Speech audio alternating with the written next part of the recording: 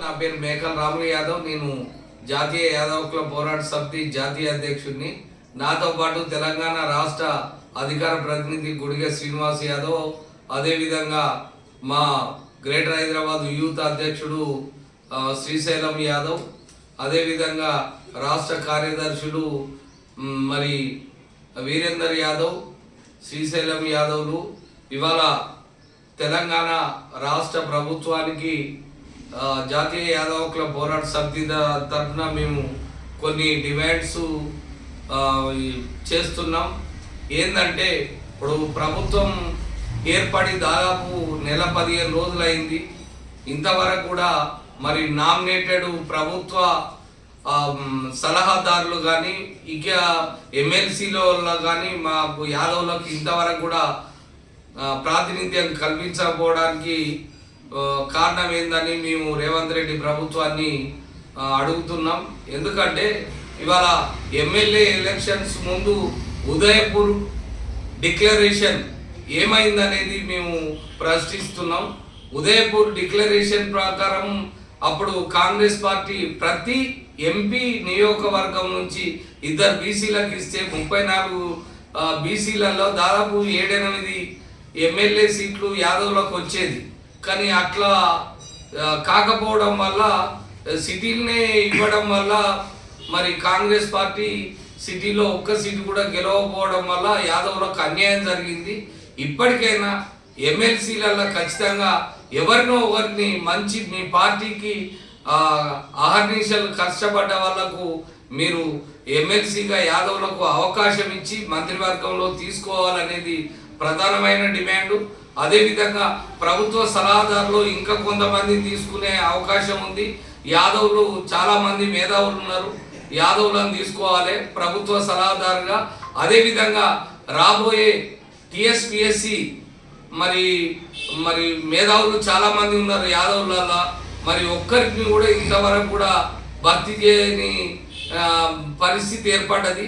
మరి ఖచ్చితంగా టిఎస్పిఎస్సి సభ్యులను యాదవ్లను కనీసం 2-3 తీసుకోవాలనేది మేము డిమాండ్ చేస్తున్నాం.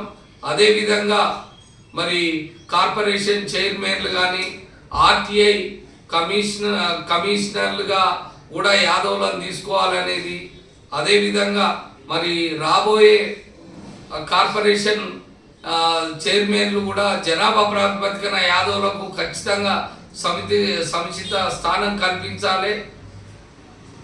రాబోయే ఎంపీ ఎలక్షన్లో మరి 17కి 2 తక్కువ కాకుండా ఎంపీ టికెట్లు కాంగ్రెస్ పార్టీతో పాటు మిగతా పార్టీలు అందరూ కూడా ఇవ్వాలనేది మేము జాతీయ యాదవ్ క్లబ్ పోరాట సమితి నుండి డిమాండ్ చేస్తున్నాం. అదేవిధంగా మరి కాంగ్రెస్ పార్టీ మేనిఫెస్టోలో యాదవ కార్పొరేషన్ బడ్జెట్తో కూడిన యాదవ కార్పొరేషన్ ఇస్తాం అని చెప్పింది. మరి 2వ విడత గొర్రెల పంపిణీ గురించి కూడా అదేవిధంగా ఎస్ఎన్టీ రిజర్వేషన్ కూడా పెట్టిండ్రు. మరి ఇంతవరకు ఆ పరిస్థితి ఆ మాట కూడా ఎత్తడం లేదు.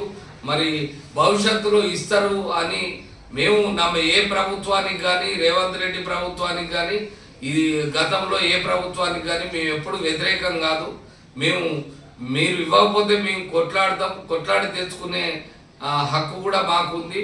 మేము ఆ విధంగా మాకు ఎప్పుడైనా రాజకీయంగా ఎదుగుదల కోసం మా జాతి బిడ్డలు రాజకీయంగా ఎదగడానికి వారి యొక్క రాజకీయ భవిష్యత్తు కోసం మేము ఎప్పటిలాగానే పోరాడుతూనే ఉంటాం.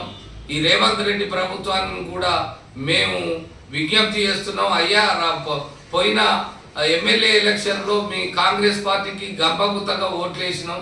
మరి మీరు చూడండి, మీరు ఖచ్చితంగా మాకు యాదవ్లకు జనాభా ప్రాతిపదికన మీరు కనుక ప్రాతినిధ్యం కల్పించకపోతే మాత్రం రాబోయే ఎంపీ ఎలక్షన్లో పార్లమెంట్ ఎలక్షన్లో ఖచ్చితంగా మేము మా ఆలోచనను పునరాలోచించుకోవాల్సిన పరిస్థితి ఏర్పడుతుంది.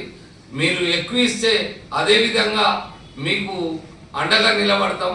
మీరు కనుక ప్రాతినిధ్యం కల్పించకపోతే మా ఆలోచనలో మార్పు వస్తుంది. మేము ఖచ్చితంగా కొట్లాడతాం మీ ప్రభుత్వంతో. కాబట్టి ఖచ్చితంగా నామినేటెడ్ ఇతర పదవులను ఎట్టి పరిస్థితుల్లో యాదవ్లకు జనాభా ప్రాతిపదికన ఇవ్వాలని మేము రేవంత్ రెడ్డి ప్రభుత్వాన్ని మేము డిమాండ్ చేస్తున్నాం. జై యాదవ్, జై యాదవ్, యాదవ్ల ఐక్యత, వర్ధిల్లాలి, యాదవ్ల ఐక్యత. వర్ధిల్లాలి.